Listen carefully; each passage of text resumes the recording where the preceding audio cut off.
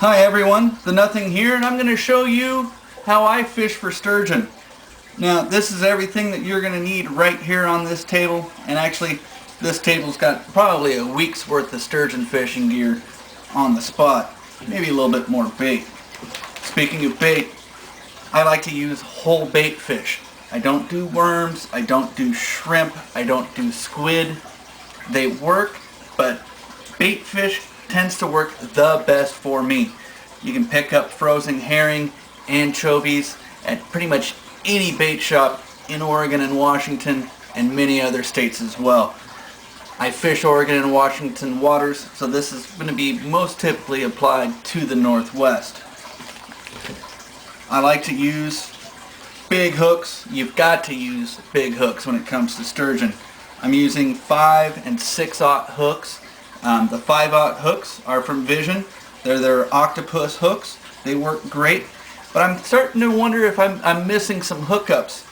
So I've most recently upgraded to a 6/0 circle hook from Gamakatsu. Now, I still haven't found a circle hook on the market that is barbless. So, just like Oregon and Washington state laws say I have to, I pinch down the barbs on all my hooks. Now the leader, in this case I'm using a 65-pound braid. I've got lots of this, so I use it for pretty much everything. Alternatively, Dacron works great as well, and you'll actually find at a lot of stores that they already have pre-tied leaders that usually have a 6 or 7/0 hook, sometimes bigger, and a good 4 feet of 120-pound Dacron line. These setups are great. I've got this stuff, so this is what I'm using until I run out.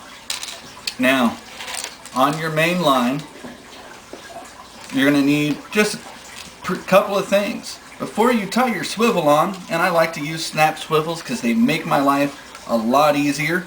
But before that, you need to thread on a good 8mm size bead. Now this bead is going to serve as a buffer for our snap swivel. Now the snap swivel is going to be our attachment point for our weight. Now, with everything in place, the weight comes next. Now if you're fishing from a boat, you're going to use usually going to be using less weight than you are from the bank. When I'm out in my kayak fishing in the Willamette, I'm generally using a 5-ounce cannonball. Sometimes, if the river's really kicking, if it's an outgoing tide, I've got to bump that up to an 8-ounce, but have yet to need more than that. I tie on a small monofilament dropper. Anywhere between 2 and 6 inches is ideal. It doesn't really make that much of a difference if you're at 2 inches or if you're at 6 inches. It's just whatever I end up tying on with whatever piece of scrap monofilament I've got floating around. Now, slap that onto your hook or onto your swivel, and you're ready on that end of things. This can slide up and down. The fish are less likely to feel the weight, and it's not going to spook them so much. Now, like I said, on the hook, I've got 4 feet of leader on here. Tie a little loop at the end, makes it real easy to attach to that snap swivel back at the end of your main line. Now, when it comes to whole bait fish, they're actually really easy to thread on and start fishing. But here's why you need so much of it. You're going to run your hook right through the head of the bait fish. And more often than not, my fish are always frozen. They'll thaw out through the day, and it gets a little bit easier to run that hook through the head. They'll also thaw out while they're in the water, and they do that rather quickly. The hook running out through the head as so, you can start attaching it to the main line. And to do that, we're going to do half hitches. Put a twist in the line, run the loop up, and cinch it down. You're going to do this the entire length of the fish as many times as you can. What I like to do when I'm tying this up is I try to make sure I've got at least 1 or 2 half hitch loops covering up all the fins, like the dorsal fin on top, pectorals, even the gills up front. I try to get wrapped up. This way I don't have to go back through and try to cut them off. As they thaw out and the water's pushing against them, they'll flare out, cause the bait to start spinning, tangles up your line, creates quite a mess.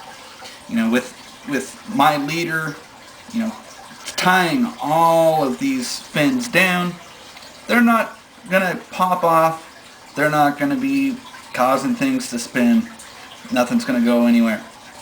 Now, when you get down towards the end, again, some guys will go through, they'll cut all the fins off.